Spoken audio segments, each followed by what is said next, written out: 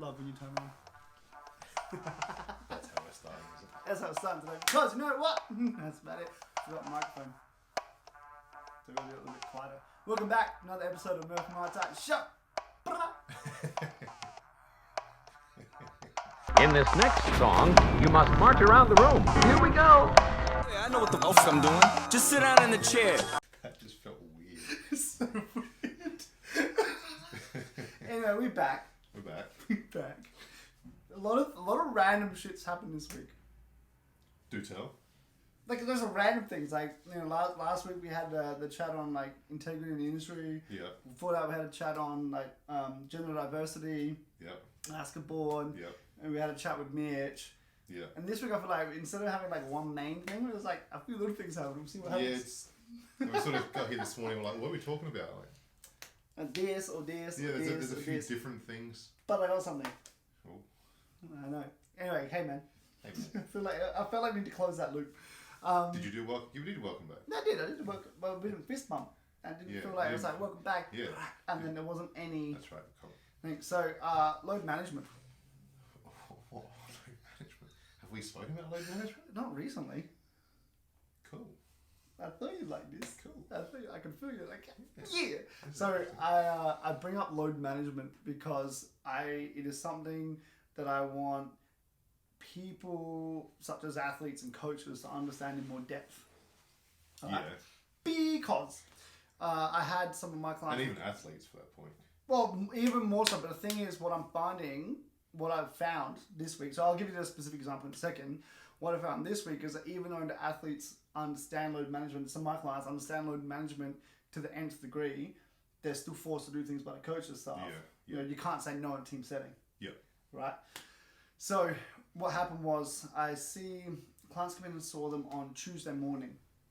Now, they roll in and I train a pair together. Yeah. Right? Two girls. And they basically go, one goes, you're going to have a chat to so-and-so because she's going to tell you a story. And I was like, I don't like the vibe that the story is going. You know how I can tell? Because your head tilted. That is the story. Okay. Anyway, so they did a heavy beach session Sunday morning. Alright? Cool. No dramas. Heavy beach session Sunday morning. Monday night, they're training again with the soccer team. Okay. When was their last game? Pre-season. Okay. Pre-season. Cool. So they did. They trained heavy beach session Sunday morning, which was like basically the way the information I got was one team. So in the group, one team was doing a certain amount of stair runs or ramp runs or whatever, and the other group were doing 60-meter sprints until that group finished. Yep. One on, one off. So one partner would sprint, one partner rest, one partner sprint, one partner rest. Yep. Continue that until they're done. Yep. Ended up being 9 minutes worth of sprints while they were doing their runs and vice versa. Number one, not ideal. Number two, tough session. Okay, cool, no drama. So then you think on Monday, you come back to training session, you're going to have a bit more a lighter technical session, recovery, whatever. Depends. Depends on where they are in their preseason. So I don't know a lot of context to this. I know. So I'll ask the question: where are they in their preseason? Are they They in their are tapering? Are they like in the middle? They're Somewhere? basically kind of coming. Well, that's the thing. This team isn't really about tapering. It's just like everything all the time. Nah. Cool. So where are they in their preseason? They are about 4 or 6 weeks out of games. See, I don't mind a back-to-back hard session. But again, we need more context. Murphy needs more context. Okay. So then you rock up Monday night after working and whatever day. That's cool. You're a bit sore from Sunday. No dramas. Okay. Monday night, you do a 5-minute warm-up. Finish. Wow, this is season all over again. It's season all over again. So you do a 5-minute warm-up, which is 2 laps of the oval, or of the pitch.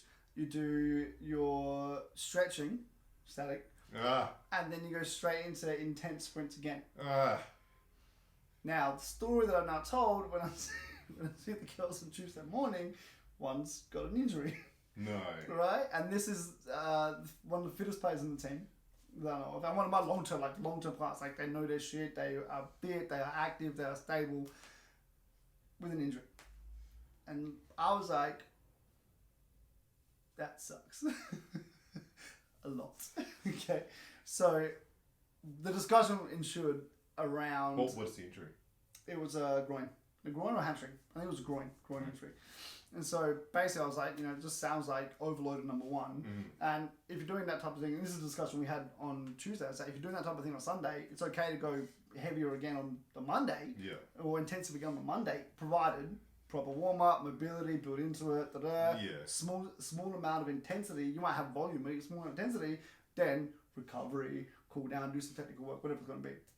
Anyway, so it's kind of like she ended up sitting out the whole session, out for another week or so, right? And so I was kind of like, throughout the discussion that we were having in the session was about, I want to further educate coaches around what they're doing to athletes. So it's coming around a little bit at the higher levels now, because people like us are coming in and saying, hey, we need to manage loads.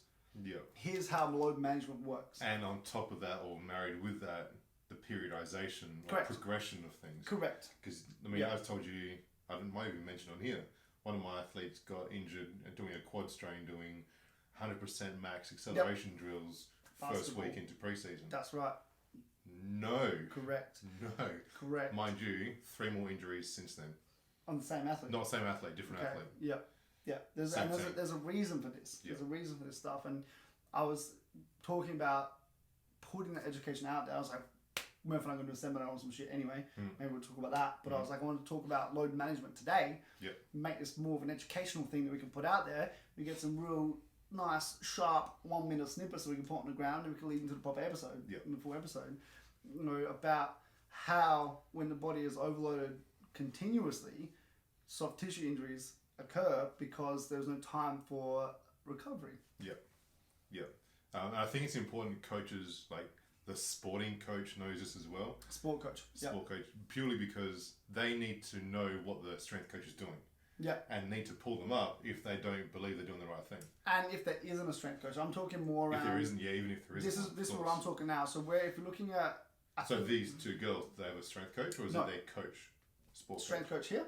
Okay, so there's no team. No team. So that's what my issue is. I'm like, all right, cool. You can quite happily talk to a strength coach or a performance coach or whatever about that stuff. Exercise scientist, whatever. They would understand generally, if they've got the general knowledge, understand that. But it's like, now, okay, cool. How do we get to educating the coaches on what they're doing outside that technical side of things without going, you need to have a strength coach of the team? Because not every team is able to afford one or get someone on board. So I'm like, cool. Well, they've got a head coach, head football coach. They'll have an assistant football coach, and they might have a goalkeeping coach. So they're all generally sport-specific coaching, technical, whatever. And that's not our field. I wouldn't even invest in that, But I'm like, okay, what's the process and how do we go about re-educating sport coaches on load management without it being load management? Because the last thing was, in the sessions that the girls were doing of these sessions, is that when my clients were trying to manage what they were doing, knowing, shit, this shit's gonna, like, I'm trying to push, I want to do my stuff, but I can feel like I'm getting overloaded. The coach going, you're not doing this because you're not fit enough. And for me, it's not about not being fit enough, it's about being too fatigued.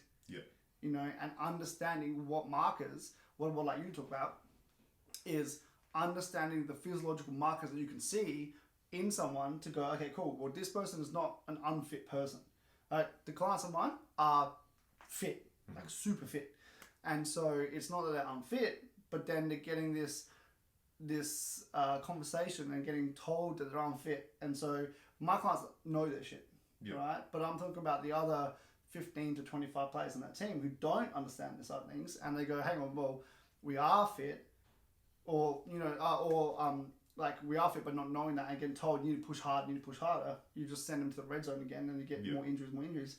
A la what you just said with your team, your 3 injuries in your basketball team. Well, not my basketball team. Not your basketball team. That wouldn't happen in my basketball team. Your basketball team. I take that back. I don't know. No, but you know what I mean? Like that kind of thing. So how would you go about educating coach? There's no strength coach. You cannot have a strength coach in the team. You now have to educate that. Let's say there's 3 coaches and all sports sports coaches? What would be your approach to start doing that? Because now you're at the point where you already educate the athletes, but then they're getting this from above. Yeah, it's a tough one. Where would you start to educate a sports coach on load management? And how would you frame it? Like, what would be your approach? That's what I'm interested in. Yeah, that's a good question. I know, come with the fire today. Yeah, so this is where you need to give me a little bit more prep time. No prep time, straight up. We can go straight in. I guess you got to teach them what fatigue is and how to see fatigue. How to know the difference between like acute fatigue versus chronic fatigue, and their idea on performance, or what they're looking for in performance. So keep going. You nailed it. You nailed it. okay. Not you nailed it. You said something I said to the girls on Tuesday. Okay, cool.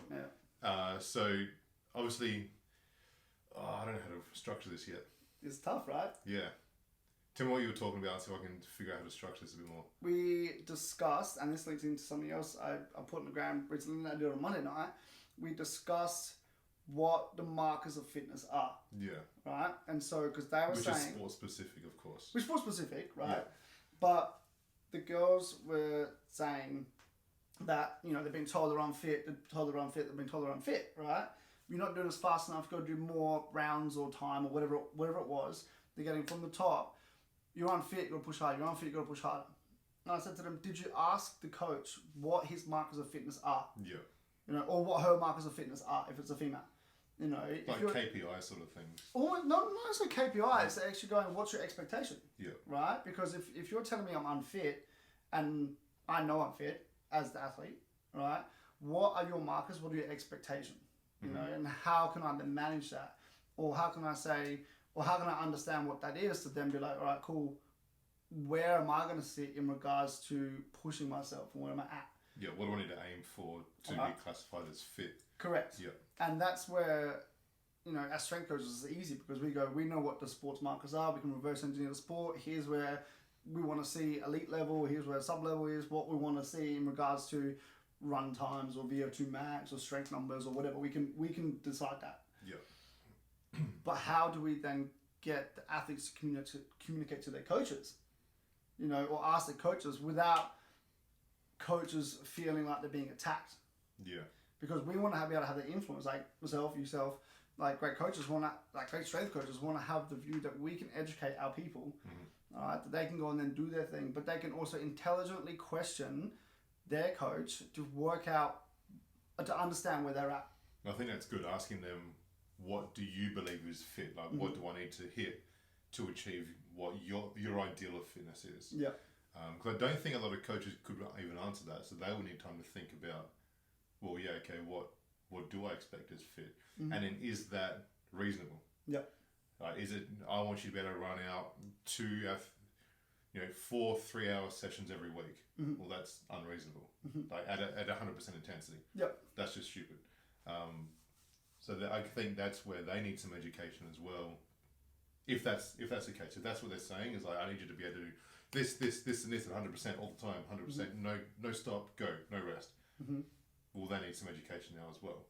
I don't think there's too many of them out there. Maybe some of the more old school guys that like that. That would do what? That sort of thing. They expect 100% all the time, no break. If you're sore, push through it. When I was younger and I was playing sport, I went out with a broken leg and still played. Had my leg cut off. Yeah. And I went and played, and then I put the leg back on. Yep, damn straight. God, shit. That sort of thing. So, and it's hard to teach them. It's hard to get that message through to them. I think their vision's a bit skewed. That maybe it wasn't as impressive as they once thought it was. But yeah, that is a tough egg to break. Yeah, and that's where I'm kind of sitting at the moment, because we've obviously discussed doing seminars and educational stuff, which is where we're going to go. But it's thinking about how we can have the best outcome and how we can educate coaches in that. Like, we could put out a seminar invite every single coach in the state and then only get 10% of them. Yeah. You know what I mean? And so it's like, how do we then take that next level? So what... It would need to be a simple formula to follow for them to understand their athletes' loading management. Correct. And I think you can't really call it load management unless the coach has had a high level exposure to it. So I mentioned Monday night, I went out and did an assessment session with Salisbury, the women's team. Yep. Right, and we did a full session assessment. The coach actually approached me and said, we want to run this testing night. Right? Whatever you want to do, you can do that testing. The coach of Salisbury, Simon, has had experience in Europe. Mm-hmm. Right? He's been in Europe and Spain for the last 2 years where they have those things that are in the academy players. And he basically wants to bring what he's learned back to Salisbury for this year. Obviously, things worked out for him. Back to Salisbury, like, I want to make my time at Salisbury as best it can be. And bless you. And he's like, what can we do to do that? I'm like, cool. From a performance perspective, here's what we need to have, right? Now, our communication is super open. I'm like, we need this, here's why we need that. He goes to me, you run whatever you need to run. If you want my coaches to run some stuff, they can run it. And it's allowed me that chance to step in and run the assessments. Now, for me, it's about we can educate on assessment protocols, you can then start to go, okay, why are we assessing this? You know, from a coaching perspective. Yeah. Which is what I was thinking, like, cool, well, the initial test, like, coaches love testing players. Right, but it's that next step of why are we doing... What are you going to do with the test results? Exactly. Is it just for the sake of testing or is there Correct. data to be used? And one thing I said to Simon Monday night when we were doing all the testing, so I'm not going to be out running it. I'm one of my coaches out running the sessions, the actual sessions. One thing I said to him, I said, look, I'm getting these results. I'm doing these tests for these reasons. All right, and basically, like, I was doing this. He's like, yep, seen that, yep, done that, that's cool, I get it, whatever. There's one thing I said to him, because I wanted to see what his understanding of the testing was and protocols were and what I was doing. And we got to a point where the girls were doing their thing, and I said, cool, so you've seen me do this test and this side and that side and whatever. He said, yeah, cool, love it all, it's awesome. I said, do you know what I'm actually testing here as well? And he goes, like, strength and fitness and stuff and whatever. And I said, yeah, but I'm also looking at imbalances left to right. I'm looking at injury risk profiles. I can get all this data extrapolate from what we got here. And he was like, oh shit. Right? So all of a sudden he's now gone, he was already at a higher level of understanding, but he's actually gone, okay, there's another level here. But we need to get people from the coach from this level to the next one to be like, okay, we need to do the testing, and I can see why we're doing this lot of testing here, you know.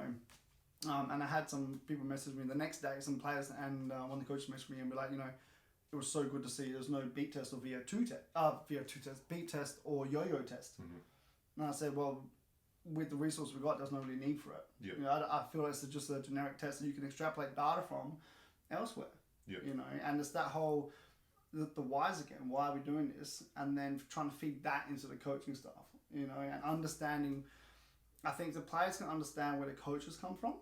They can then start to intelligently question why they're at that point of why are you pushing us like this and why are you trying to coach us like this? Why are you trying to say our fitness isn't there?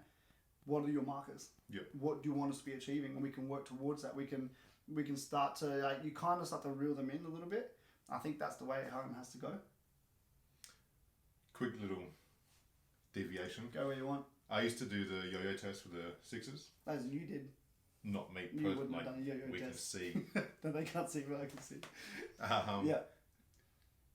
I did it more for it was more of a mental test for me than a physiological test on fitness, because I knew these guys were fit. Like, they're fit players, they're professional basketballers. They can do that sort of thing, and most of them outrun the test. They will finish it. So do it a second time. Do it in reverse now. Do it backwards with beeps going backwards. It was more the mental game on, okay, who can get through this now? Again, who can do this? Say, okay, it's their third season, fourth season now. Who's going to get through this? And I can start to pick out player personalities based on that. If they're going to whinge the whole time, that's who you are. That's who you're going to be at the moment. So I did it more for that, because it's a fitness test. I feel like you feel I was like attacking you personally. I No. feel like you feel like, are you attacking me? It's not a very generalized test. It's a general test for fitness, but I think there's better out there. Yeah, I used to like doing it for that. Sorry, fellas. Cat's out the bag. Cat's out the bag. But like the standardized testing is good for that reason. Yeah. You can sort that stuff out. I think there might be better ways to work out personality profiles than making people run. So there's ways that are obvious though. Yeah. Because if you put them down with the questionnaire, they're like, I know what this is. Mm-hmm. If you get them to a fitness test, they think it's a fitness test. But I'm going deeper in my head, figuring out their heads. Look at you go. Yeah. Fair. Sneaky fair. fucker. Yeah, sneaky fucker. Exactly. So, and Joy would have loved it because it would have been like, yeah, push him. Yep. Yep. So Exactly. it pleases everyone. Marries. Yeah. So have you got more thoughts on how you would begin to start that? Like begin to start a process of re-educating coaches. And remember, you can't be there. And there's no strict coach. You've only got athletes to deal with that will try and feedback outside and above. Well, I just said the very first thing you got to do is get them to write down on paper, so it's out there, everyone can see it, what their performance indicators are. So you need to take 2 nights, sit down, write them out exactly what you believe is your fitness indicator. Okay, you're fit when you can do A, B, C, and D. Mm-hmm. Then give that to everyone. Mm-hmm. And say, if you can do these, I now classify you as fit. Mm-hmm. That should be checked over by professional. Standards and expectations. Cool. But again, that should be checked over just to make sure that it's not unrealistic. So again, we don't want them doing 3-hour sessions at 100%. At least there's something. At least there's something, of course. There's something there. So, but that's where you would start, is on paper, set it out to everyone, standards, expectations, make sure everyone knows, make sure everyone's on the same page that, okay, this is what coach believes in his mind is the fitness he wants. From there, come up with ways to monitor that, how to progress to that, how to monitor that. That, well, depends on what they are, really, isn't it?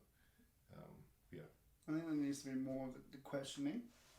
It's tough, like actually hearing it from the athletes that I coach, where they go into a team and it's they have the knowledge and they have the experience and they understand their bodies, and they're still pushes. There's so many other layers I want to go through with this in regards to like coaching styles, but that's enough for another time. But in regards to, okay, they know their loads were high. You know, they know that a lot of people are at risk now. Like you've got, say, 25 players. You know, you've got 2 teams of soccer at risk of injury. You know, how do you guide that to be like you have to work with the sports coach, obviously. Yeah. You know, but how do you like guide that to be like, cool, well, we don't feel warm, we don't feel ready to do this. Is inner groin. Because it was kicking drill they went straight into. Yeah, okay. From doing the 5-minute warm-up, they went straight to kicking drill and overloaded, and then obviously the groin's gone. Yeah. Just quickly on that as well. I'm sure these 2 girls, because I know who you're talking about, I'm sure they are switched on enough to understand their bodies, but a lot of athletes do get a little bit confused with just some fatigue and then all-out exhaustion, where... And again, most of these clubs can't afford this sort of thing. I know, like accelerometers or going into some sort of data-driven proof. I know. I backed it up. I'm not even back. I pre-framed. Most clubs can't afford it. When you were at the NBL team that you were at, did they have accelerometers? Yes. Force plates? Yes. Did you use them? Yes. Much? Yes. Okay. Well, let me say it again. Force plates in my last season, accelerometers for the last 3 seasons. So yeah, I know this is extreme. So there are other less extreme ways and cheaper ways to do it. But having numbers where you can actually say, like, player comes to you going, this is where I'm going with this little story, analogy. I'm wondering. Is players who come to me like, I'm fucked, I'm exhausted, and I've done so much. I'm like, well, you haven't. So there's something else going on. So it's not always just, I'm exhausted, I've trained too much. No, there could be something else going on. Let's look at your sleep, let's look at your mindset, let's look at your nutrition. So it's not always, so sometimes the coach might be right, like, yeah, you need to be fitter. Maybe that you need to eat better, maybe you need to sleep more, maybe you need to look after your outside life a little bit better. So this is deep. This is deep. It's not just always the fitness side of things. Of course. Yeah. Continue. It was in my head. Had to put it out. So I'm going to grab all that as for another episode. I'm going to put that over there for now. Yeah. On the screen. Yeah. Because that's holistic load management. Yes. That's everything. I'm talking. You've got Division 6 women's team. Yeah. Soccer, even a bloody Division 6 men's team, football, soccer, whatever. They're not. They don't have the funds. They don't have the resources. The coaches don't have like a high level knowledge on technical as well as physiological. You know, so this is the dilemma that I see at the moment. There's a few other things that I'm going to be trying to work with at Salisbury, which I'm excited about.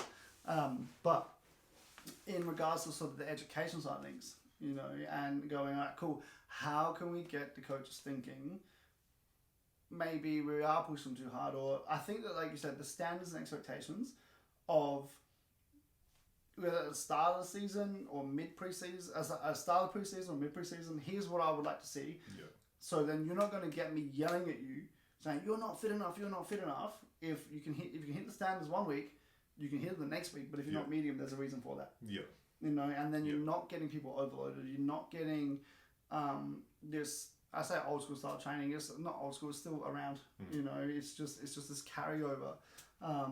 So would you get coaches doing some sort of record keeping or metric keeping to figure out if they're hitting those numbers, or it's just I wouldn't push that on a coach. Roughly, you're not really doing it, so I wouldn't push that on a coach. Depends on the coach. So I'll talk about Salisbury again. Simon's coming, and he's got spreadsheets for everything. Right? He's very data driven. He wants to see this, wants that. It's very set, and I love that because I respect that. Right? Now we got out, and I said these are tests I want done. He's like, got the spreadsheets done, get all the coaches out stuff. And as I was leaving, he's like, cool, we'll get this all typed up for you. You get all the data, come through within the next week, right? In that, bless you, in that format. He loves it. He sees it. That's what his thing is. Yep. Some coaches that we've talked about before are more subjective, right? So it's a way to go. There's a way to go about it where you go, okay, cool. Well, maybe I don't want you to go. I'm not going to get you who doesn't do any data-driven work and try and force you to write spreadsheets and take numbers and do this stuff. But it's almost a conversation where you go, cool, we need to find out where people are at. Right? Where do you want them to go?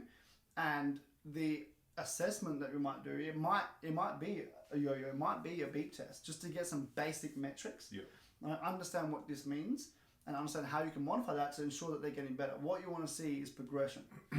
One thing I remember back in my Woodville days, before NBL stuff, was one of the coaches there, Darnell Mee, who's like NBL legend, he was coaching the team at the time, and he used what we call the Tennessee drill, which is a shooting layup drill up and down the full court.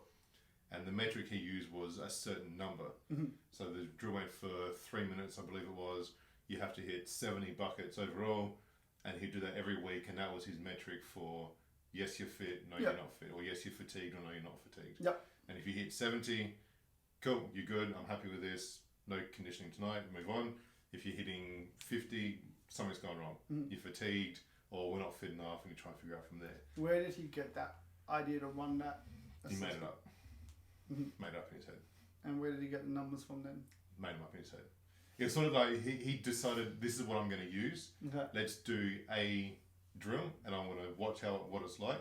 If it just looks sloppy and you're missing shots because you're missing shots, then I'm going to go with, okay, we hit 60, I'm going to go 65 is where I want you to be, and that's how we go for it. So it's almost like that initial data of this is what we're just going to find out. That's your benchmark from now on. This is where I want it to be. Let's build up to that, and now we're going to use that as our metric from now on. It's a metric.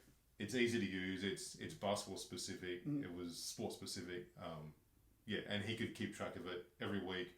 Not hard to set up. You need 4 balls, and that's it. Yeah, it's something simple that you can use to test, and it's a definitive marker. So you don't have to try and. There's no calculation. It's you hit it or you didn't. Yeah, and you don't have to try and keep pushing people to a sound that they may not be at. Yeah. Or they're not conditioning it, and like the back-to-back sessions, or the intensity of the sessions. You know, I feel like there's this huge scope of education, and there's huge scope to provide education to the like amateur, semi-professional, and high level amateur down through the amateur ranks and to like collegiate and whatever the thing is, to provide the understanding, because at the moment it's not coming through. Yeah. And for me it's about, okay, do we maybe go to like governing bodies that run the licensing and be like, cool, if you've got to be a coach in, let's say, football or soccer, for example, if you're going to be a coach, you need to have like a C license, basic licensing to do it. It's just like a accreditation, right? Which is something now, right? C license, B license. The dad off the bench. Rather than dad off the bench, right? Yeah. This is a very different league, okay? But within the C license, maybe there's a component that we can come in and be like, cool, you need to understand load management. That's the conversation you have with leagues that then get filtered down to coaches. In order to get this accreditation, you have to understand this as well. And I haven't looked enough into the C licensing. I don't know if they do that. I know they do some fitness stuff. Yeah. But maybe there's more scope there. Maybe it's an avenue where we continue to get the athletes to band together and be like, hey, look, we respect you as a coach. Can we see some standards and expectations, or can we see some standards that we need to know, we need to get to, so you're happy and we're happy? Same as done now. If we keep hitting this, we know that you're happy with us. We need to push anymore. Yeah. We can do some other stuff. It's a matter of doing that, understanding that load management isn't necessarily data driven, like metric like this, but there has to be some type of progression, so you don't just rock up, don't do a warm up and go straight into like drills and then get injured and lose your best player. That should never happen. No, So there's a whole bunch of other stuff in there, but I was like, you know what, we'll just go with load management. Yeah. And I think that's where you start. What was that? I had what I was going to say in my head, and then I just. Said the word start. This is the end of it. No, that's where the load management will start. Oh, okay. Asking the questions, setting the standards, and then off now asking why. How many whys? 3. When are we back? 7 days. Bye. That was a weird finish.